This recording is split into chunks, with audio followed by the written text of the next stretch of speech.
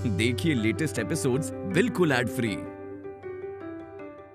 Bharat Ratna doctor Bhimrao Ambedkar को कोटि कोटि नमन। ये कार्यक्रम डॉक्टर भीमराव अंबेडकर के जीवन पर आधारित है, जहां भारत की जनता के प्रति उनकी योगदानों को पूरी सजगता से चित्रित और रेखांकित करने का प्रयास है। कार्यक्रम में दिखाई गई घटनाएं लब्ध प्रतिष्ठ पुस्तकों से ली गई हैं। इस कार्यक्रम के जरिए चैनल की ओर से एक विश्वसनीय, सजग और सकारात्मक प्रयास है कि डॉक्टर बाबा साहेब भीमराव अंबेडकर के जीवन की संघर्ष यात्रा एवं गौरव गाथा पूरे आदर के साथ घर घर पहुंचे और उनके योगदानों से सभी संपूर्णता में परिचित और आह्लादित हों।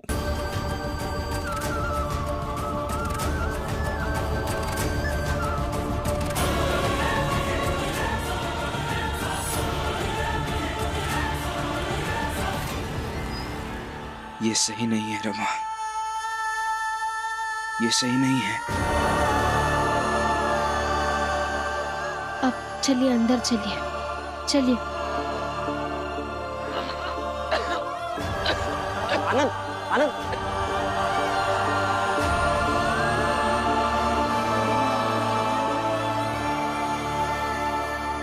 आनंद, क्या हुआ? आनंद,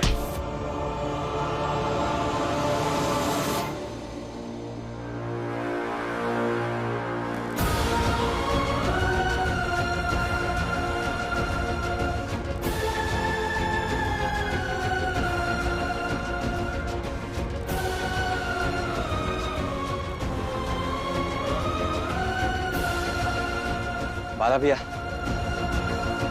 ये गिलास उठाइए और दीजिए।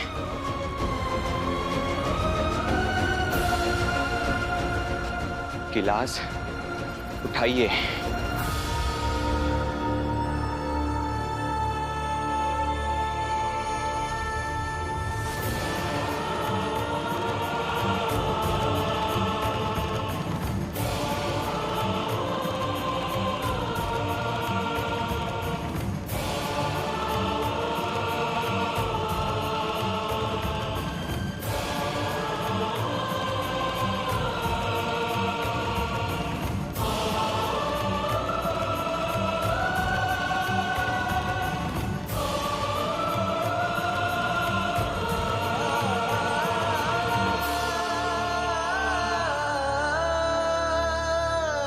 अक्सर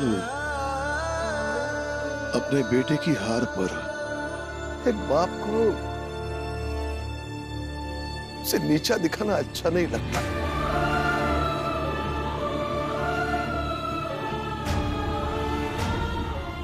लेकिन जब बेटा अपनी मर्यादा, आदर्श,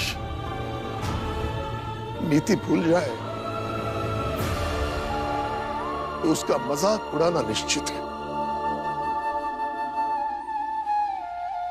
लेकिन मुझे ऐसा लगता है कि सबसे पहले उसके बाप का मजाक उड़ाना शुरू कर देना चाहिए,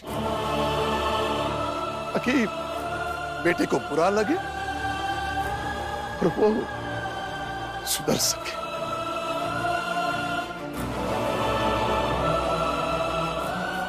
बधाई हो आनंद, बधाई हो।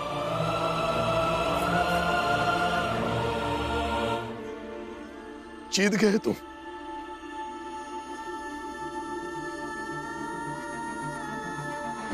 नहीं, तुम दोनों जीत गए। अरे बाप हार गया।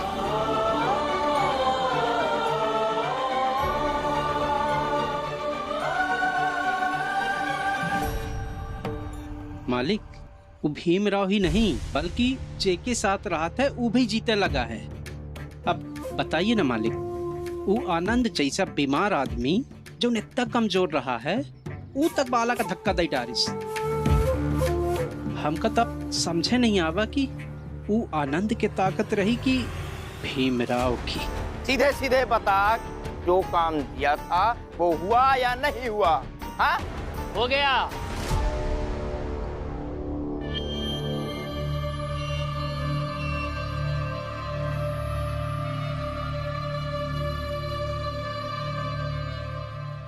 नरोत्तम, ये बड़ा काबिल हथियार हाथ लगा है। वैसे तो भीमराव कई बार बच चुका है,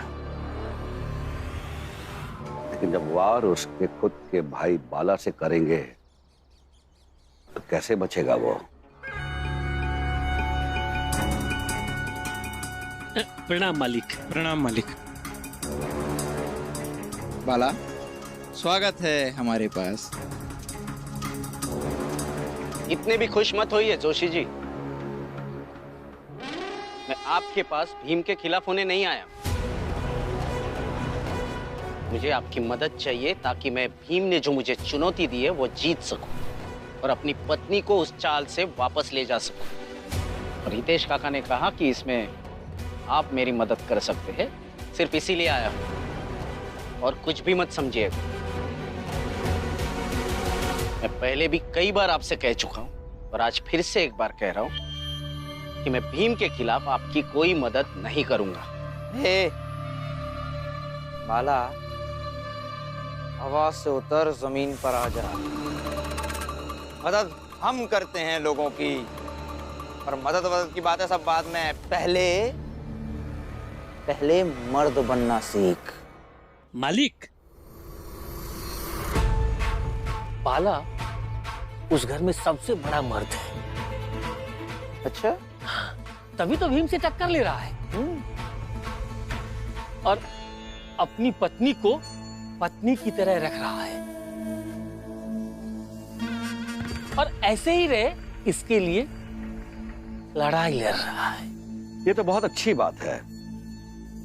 अगर बाला अपनी पत्नी को पत्नी की तरह रखता है तो ये अवश्य जीतेगा। लेकिन कैसे जीतेगा? अब तो आनंद भी आ गया है और राम जी और बुआ पहले से ही एक खिलाफ हैं। और वो जीजा भाई, उसकी तो कहानी अलग चल रही है। ये बेचारा बाला अकेला रह गया। हम लोग तो इसके साथ हैं, लेकिन हमेशा तो नहीं रह सकते। इसलिए बस मालिक, अब आप ही बताइए कि ये बाला कैसे लड़े। लड़ेगा और जीतेगा भी। बाला, निश्चिंत रहो, अब हम तुम्हारा मार्गदर्शन करेंगे। देखिए भाभी, आपको मजबूत बनना होगा, पत्नी होने के महत्व को समझना होगा, अपनी ताकत जाननी होगी। आज से अपने हक को, अपने महत्व को समझना होगा। अब तुम अपने हक, अपने महत्व को पहले से ज्यादा समझो। पहले से ज्यादा अपने पत्नी से कठोरता से बातें करनी होंगी। अपनी पत्नी को उसकी सीमा याद दिलाते रहनी होगी।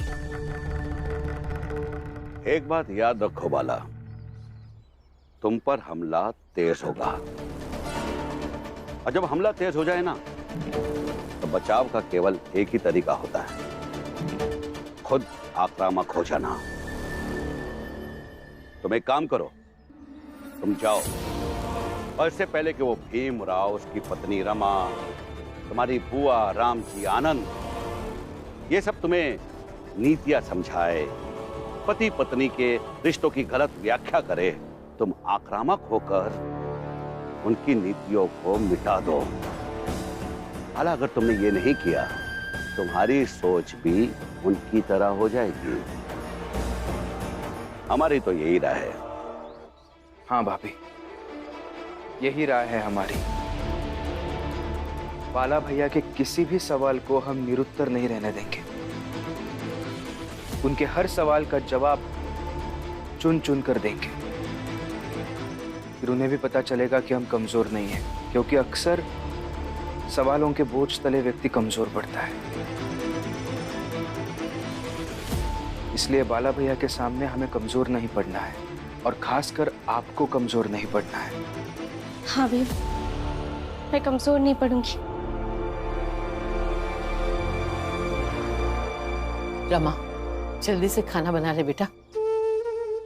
आनंद और लक्ष्मी को भूख लगी होगी।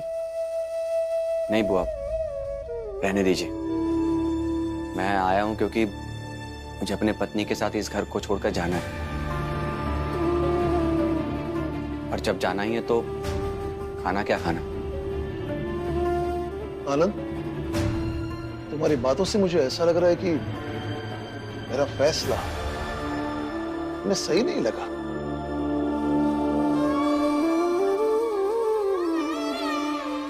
हाँ बाबा, नहीं लगा।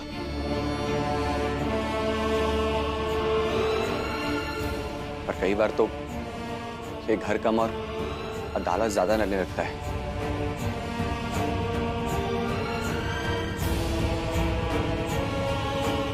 लेकिन मैं बाला भैया नहीं हूं कि मैं आपसे बहस करूं, आपको भला बुरा कहूं।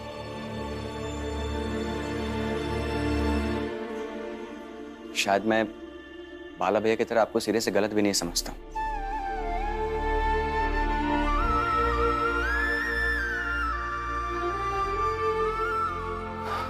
लक्ष्मी, चलो सामान बांधना है।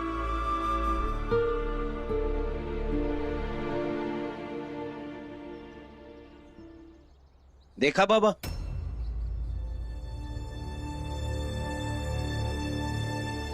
आपका एक और बेटा आपकी तरफ बनने चला है।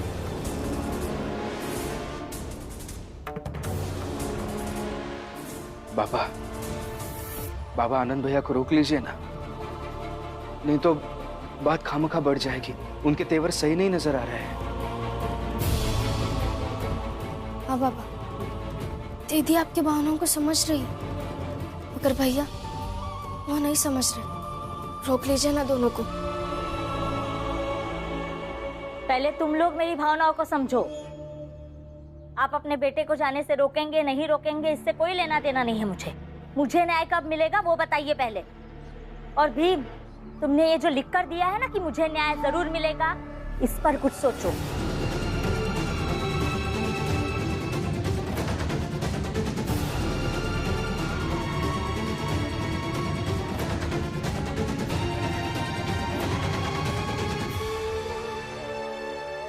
बाबा, चलता हूं। मगर बाबा, आप हमारे लिए दुखी मत होइएगा। बाबा किसी के लिए दुखी नहीं होते, इनके लिए इनका आदर्श सबसे पहले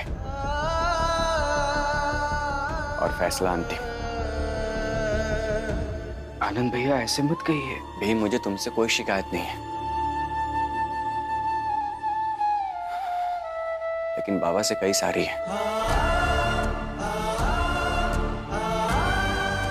इस घर में भीम, रमा और शायद बुआ को छोड़कर सबको बाबा से शिकायत है।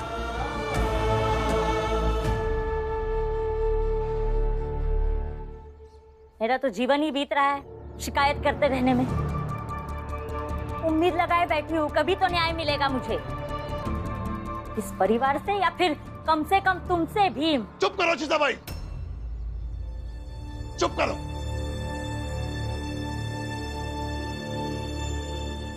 न्याय की रट लगा के रखी है जीजाबाई। तुमने किसी के साथ न्याय किया?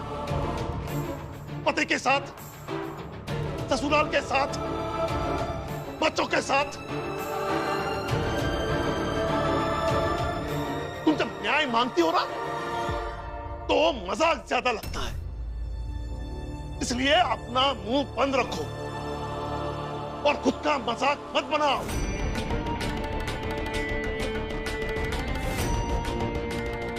और तुम दोनों, आनंद और लक्ष्मी, मेरे प्रति तुम दोनों को शिकायत है ना, तो उस शिकायत को वैसे ही रहने दो। ये बुढ़ा बाप उन शिकायतों की कभी सफाई नहीं देगा, कभी नहीं देगा।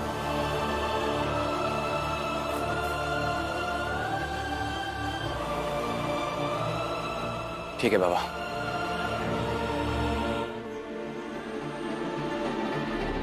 चलो लक्ष्मी।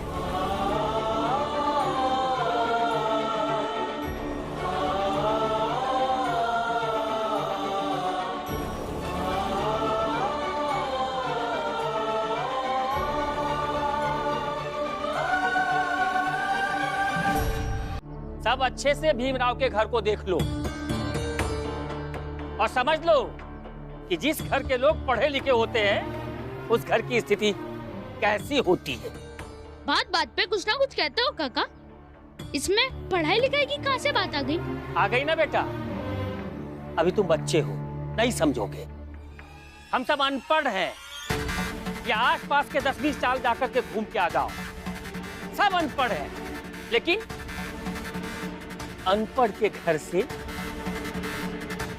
एक एक करके बेटों को घर छोड़कर जाते हुए कभी देखा है? अरे उधर मुंडी करके देखो, बड़ा बेटा तो सब दिन बाहर ही रहा, छोटे को तो जाते हुए देखे ही थे। अरे और तो और इस घर का जो मुखिया है ना, रिटायर्ड सूबेदार राम जी, वो भी एक बार बहुत दिन तक बाहर रहा है। और अब ये मझला बेटा आनंद और बहू लक्ष्मी, ये भी घर छोड़ के जा रही। देखो तो हितेश भाऊ, ये हिसाब से तो ये पढ़ाई लिखाई तो भयंकर विनाशकारी चीज भाई है? अब चाहे भले कौनो पढ़ लिख के 2-4 पैसा कमा ले, जैसे कि भीमराव कहत रहा है, लेकिन जब सब रिश्ता नाता परिवार ही टूट जाए तो वो पैसा से मिलने वाली खुशी से क्या मतलब भावा? आप सबका मतलब अच्छे से समझते हैं। मौका मिला नहीं कि भीम और भीम से जुड़ी चीजों की शिकायत करने लगे। घर छोड़ के जाना और पढ़े लिखे होने के बीच में कोई संबंध नहीं है। और पढ़े लिखे जब अलग होते भी है ना, तो मर्यादा में रह के अलग होते हैं, लड़ झगड़ कर नहीं। और अगर आप लोग पढ़े लिखे होते तो ऐसे एक घर को बिखरता देख ताने नहीं मार रहे होते।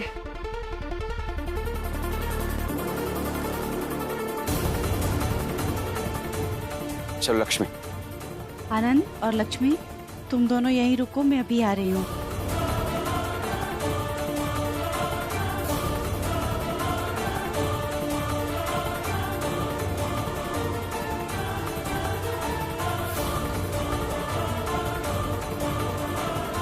रामजी भाऊ, आपसे एक बात कहनी थी। जी कहिए। इतने सालों से आपको इस चाल में देखा है, आपके परिवार के साथ रही हूँ, और एक ही पंक्ति में कहूँ तो आपके परिवार का होना ऐसा लगता है जैसे अंधेरे में उजाला है। आप लोगों की बातें, आप लोगों की सोच, ये सब सोचने पर मजबूर करती हैं। मैं परिस्थितिवश भले ही भीम के पक्ष में रहूं या विपक्ष में, लेकिन मैं ये दिल से चाहती हूँ मेरा बेटा दीपक भले ही पूरा भीम जैसा न बने, लेकिन थोड़ा तो बने, जिससे उसका जीवन, उसकी किस्मत बदल जाए।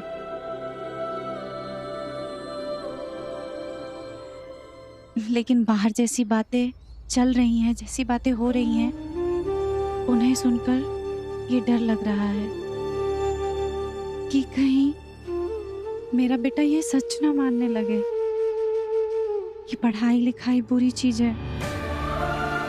पढ़ने लिखने से घर बिखर जाता है और वो उससे दूर हो जाए, और ये दूरी मैं बिल्कुल नहीं चाहती। हाँ, कई बार हालात के सामने मैं हार मान लेती हूँ, लेकिन मैं ये जानती हूँ कि यही पढ़ाई लिखाई, यही किताबें उसे एक दिन पक्के उसूल वाला व्यक्ति बनाएंगी। और मैं मानती हूँ कि आनंद और लक्ष्मी को सजा भी आपने अपने पक्के उसूल के कारण ही दी है। लेकिन दीपक अभी बहुत छोटा है, उसे ये सब कुछ नहीं समझेगा। उसे तो बस यही लगेगा कि आपका घर पढ़ा लिखा है और बारी बारी करके सब अलग हो गए। रामजी भाऊ, आनंद और लक्ष्मी को रोक लीजिए। अगर उन्हें आप रोकेंगे तो वो रुक जाएंगे और दीपक की सोच गलत दिशा में बढ़ने से रुक जाएगी। रोक लीजिए उन्हें।